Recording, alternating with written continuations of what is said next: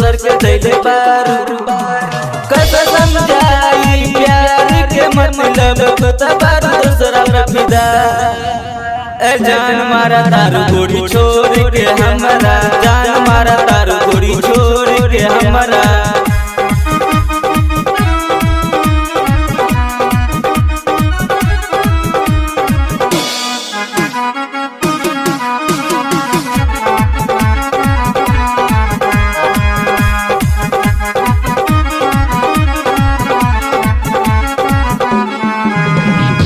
भूखल रहल त खाना बखियनी, पैसा न रहल त दोस्त से मंगवैनी।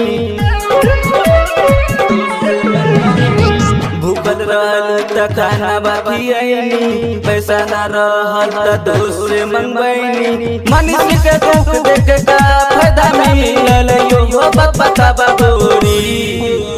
ए जान मारा तारू गोरी छोड़ के हमारा, जान मारा तारू गोरी छोड़ के हमारा।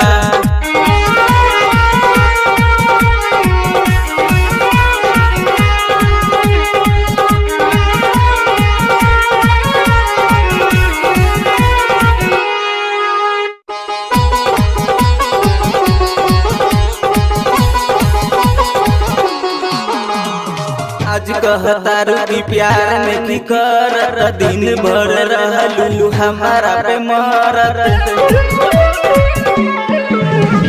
सोचे के टाइम तू हमारा से ले ला, आज नहीं तो कल तू हमारा के बोला। भूलतारू काहे हमारा ए रानी, चढ़ल बट प्यार के नशा। ए जान मारा तारू गोरी छोड़ के हमारा, जान मारा तारू गोरी छोड़ के हमारा। कॉलेज में पढ़ के जवान भइल बारू, हमारा के छोड़ के दोसर के दैले बारू।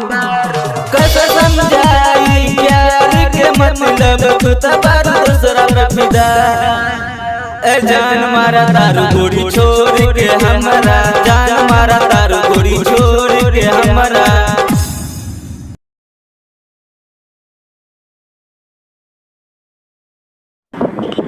आप जो देख रहे हैं बिनराज चैनल को लाइक करें, सब्सक्राइब करें और बेल आइकन को दबाना ना भूलें। धन्यवाद।